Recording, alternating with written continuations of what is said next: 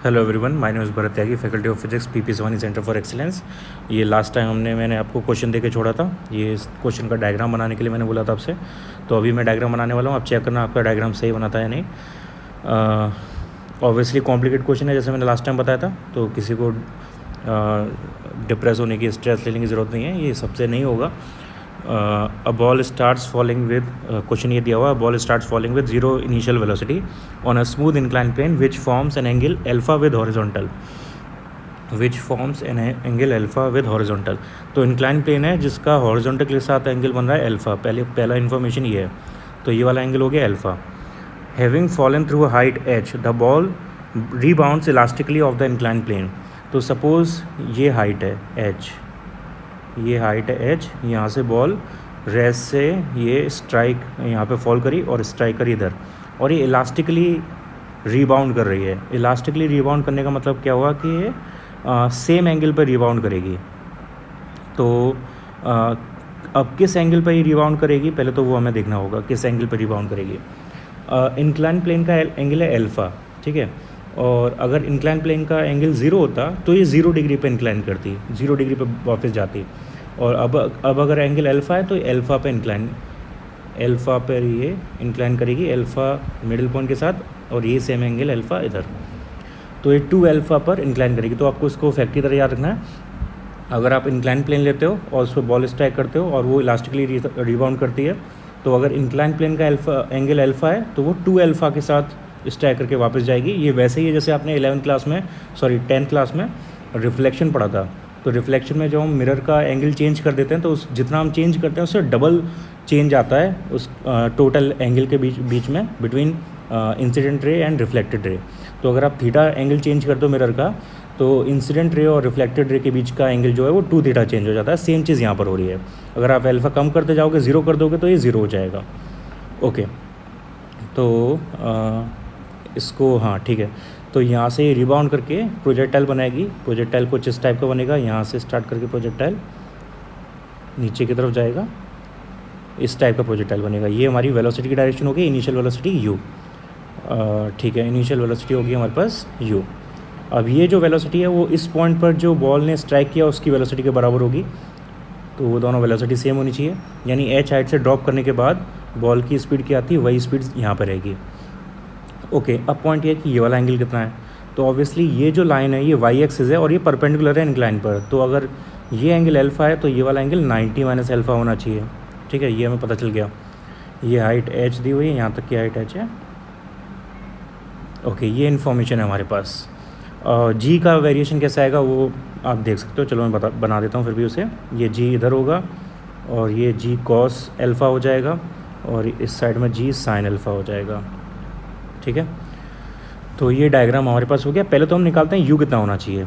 तो जो बॉल है वो रेस्ट से स्टार्ट करके फॉल करी एच हाइट के थ्रू, तो इनिशियल वेलोसिटी, उसकी फाइनल वेलोसिटी जब स्ट्राइक करेगी तो कितनी होगी, उसके लिए हम फॉर्मूला लगाएंगे v square equals to u square plus 2gh। तो यहाँ पे u स्क्वायर वो इनिशियली ड्रॉप करी तो u 0 हो गया उसका, तो v इक्वल्स टू आया √2gh। बट ये v जो है वो इस u के बराबर है। ओके, तो कन्फ्यूजन ना हो इसके लिए मैं इसको v0 बोल देता हूँ, सपोज़ v0। तो ये जो v है वो v0 के बराबर है, यानी हमारी इनिशियल वेलोसिटी आ गई √2gh। ओके, तो हमें इनिशियल वेलोसिटी पता चल गई, बाकी हमें एक्सेलरेशन वगैरह सब कुछ पता ही है। अब यहाँ पे इक्वेशन लगाते हैं। हमें क्वेश्चन में निकालने को क्या बोला हुआ है, the ball rebounds elastically off the incline plane at what distance from impact point will the ball rebound for the second time. यानी ये इम्पैक्ट पॉइंट पहला, ये इम्पैक्ट पॉइंट दूसरा, तो इन दोनों के बीच की डिस्टेंस निकालनी है, यानी हमें हॉरिजॉन्टल रेंज निकालनी है, यानी x निकालना है। तो हम x के लिए सेकेंड इक्वेशन ऑफ मोशन लगा देंगे फॉर फुल मोशन। तो इक्वेशन बनेगी हमारे पास x equals to u x into time, और टाइम यहाँ पे कैपिटल T आएगा, total time of flight, plus half a x total time of flight square. तो x हमें फाइंड आउट करना है। यू एक्स की वैल्यू क्या होगी, यू एक्स हो जाएगा v0 cos 90 minus alpha, v0 cos 90 minus alpha. Diagram से आप देख सकते हो क्लियरली, ये एंगल होना चाहिए, और into total time plus half a x कितना होगा, जी साइन एल्फ़ा, और ये कैपिटल T स्क्वायर। ये इक्वेशन नंबर 1 हो गया हमारे पास।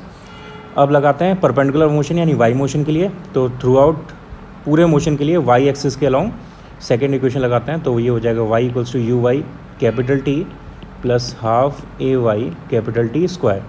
तो टोटल वर्टिकल डिस्प्लेसमेंट कितना हुआ? 0। पैराबोला के लिए टोटल वर्टिकल डिस्प्लेसमेंट हो गया 0। यू वाई कितना होगा? V naught sine 90 minus alpha into capital T plus half ए।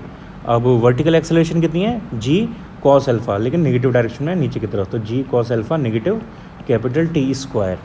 तो यहाँ से हमारे पास ये सेकंड इक्वेशन आ गई। अब इससे हम टी निकाल सकते हैं।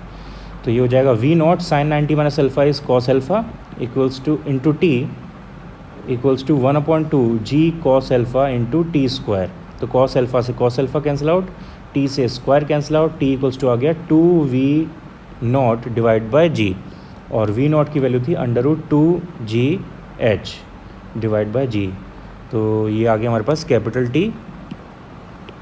थोड़ा और सॉल्व करोगे से तो यहाँ से कैपिटल टी हो जाएगा 2√2 और √h/g या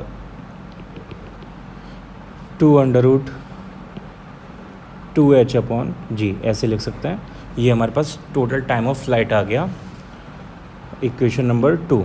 अब इसको हम लगा देते हैं इक्वेशन नंबर 1 में। तो x इक्वल्स टू आ जाएगा v naught cos 90 minus alpha is sine alpha, capital T की value 2√2h/g plus 1/2 sine alpha, और इसका स्क्वायर करेंगे तो ये हो जाएगा 4 × 2 8h/g। तो g से g कैंसिल आउट, 2 से 8 4 times cancel out, x equals to आ गया हाँ, और हाँ ठीक है। और यहाँ पे वी नॉट की वैल्यू और लगा देते हैं। वी नॉट की वैल्यू, तो वी नॉट की वैल्यू थी क्या? √2gh into sine alpha into 2√2h/g। तो g से g कैंसिल आउट हो जाएगा, और यहाँ पे क्या बचा? 4h sine alpha. ओके, तो इसके बाद आया हमारे पास √2h √2h का मल्टीप्लाई किया तो 2h हो गया, 2h इंटू 2 यानी 4h, तो 4h sine alpha plus 4h sine alpha, यानी ये आंसर आ गया फाइनल 8h साइन अल्फ़ा। इतना हॉरिजॉन्टल डिस्टेंस पर वो आके गिरेगा आगे, यानी ये हमारा हॉरिजॉन्टल रेंज होगा इस केस के लिए, पर्टिकुलर केस के लिए। तो ये इस क्वेश्चन का आंसर है। एक बार फिर आप इसको दोबारा अपने आप खुद सॉल्व करने की कोशिश करना, एक बार सॉल्यूशन देख के। Next question number 4। अब मैं थोड़े इजी क्वेश्चंस करा रहा हूँ यहाँ पे प्रोजेक्टाइल पर बेस्ड, थोड़े इजी क्वेश्चन, यानी बोर्ड लेवल के, नीट लेवल के और जनरल मेंस लेवल के। तो फर्स्ट क्वेश्चन है इसमें, the velocity of a projectile